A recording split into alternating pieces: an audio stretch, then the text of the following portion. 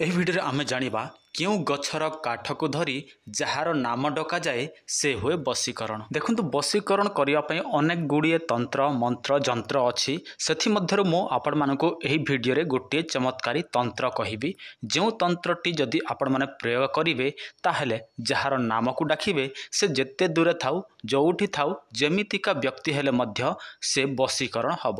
ଦେଖନ୍ତୁ, ସ୍ତ୍ରୀ ପାଇଁ କରିପାରିବେ, ପୁରୁଷ ପାଇଁ ମଧ୍ୟ କରିପାରିବେ।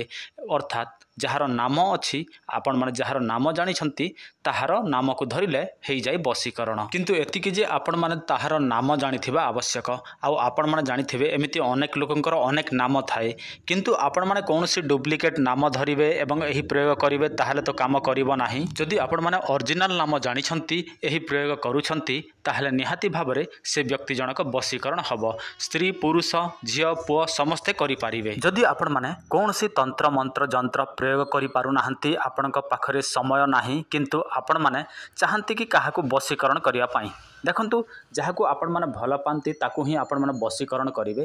କିନ୍ତୁ ଆପଣମାନେ କହିଲେ ମଧ୍ୟ ସିଏ ମାନୁନାହିଁ, ତାହେଲେ ଆପଣମାନେ ଏହି ବଶୀକରଣ ତାବିଜ ବ୍ୟବହାର କରିପାରିବେ। କେବଳ ମାତ୍ର ଆପଣମାନେ ଏହି ବଶୀକରଣ ତାବିଜ ପିନ୍ଧିବେ।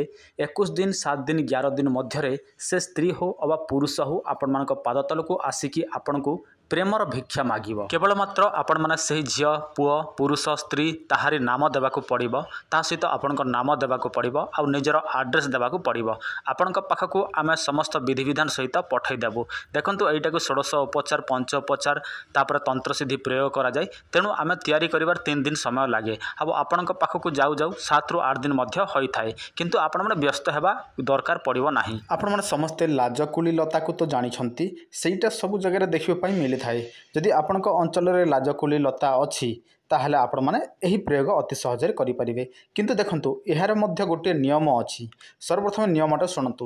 ଯଦି ଲାଜକୁଳି ଲତା କୌଣସି ଗଛ, ଦେଖନ୍ତୁ ଦୁନିଆରେ ଅନେକ ଗୁଡ଼ିଏ ଗଛ ଅଛି, ଯଦି ସେହି ଲାଜକୁଳି ଲତା ଅନ୍ୟ ଗଛ ଉପରେ ମାଡ଼ିକି ଯାଇକି ଅଛି, ଅର୍ଥାତ୍ ତାହା ଉପରେ ଅଛି, ତାହେଲେ ଆପଣମାନେ ଏହାକୁ ବ୍ୟବହାର କରିପାରିବେ। ତ କ'ଣ କରିବେ ଦେଖନ୍ତୁ, ଆପଣମାନେ ସର୍ବପ୍ରଥମେ ରବିପୁଷ୍ୟା ନକ୍ଷତ୍ର ଦେଖିବେ, ନହେଲେ ଗୁରୁପୁଷ୍ୟା ନକ୍ଷତ୍ର ଦେଖିବେ। ଆଉ ଆପଣମାନେ କ'ଣ କରିବେ, ଯେଉଁ ଗଛରେ ଲାଜକୁଳି ଲତା ମାଡ଼ିକି ଅଛି, ଅର୍ଥାତ୍ ସେହି ଗଛ ଉପରେ ହୋଇଥିବାର ଅଛି, ବୁଝିଲେ କି ନାହିଁ, ସେହି ଗଛ ଉପରେ ଲାଜକୁଳି ଲତା ଯାଇକି ହୋଇଥିବ, ତାହେଲେ ଆପଣମାନେ ଏହା କରିପାରିବେ। ତ ଆପଣମାନେ କ'ଣ କରିବେ, ସେହି ଲାଜକୁଳି ଲତାକୁ ରବିପୁଷ୍ୟା ହେଉ, ଗୁରୁପୁଷ୍ୟା ହେଉ, ସେହିଦିନ ବ୍ରହ୍ମ ମୁହୂର୍ତ୍ତରୁ ଆପଣମାନେ ଉପାଡ଼ିକି ଆଣିବେ।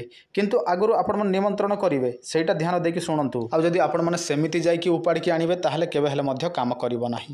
ଆପଣମାନେ ନିମନ୍ତ୍ରଣ ବିଧି କରିବେ, ଆଣିଲା ପରେ ତନ୍ତ୍ରସିଦ୍ଧି ପ୍ରୟୋଗ କରିବେ।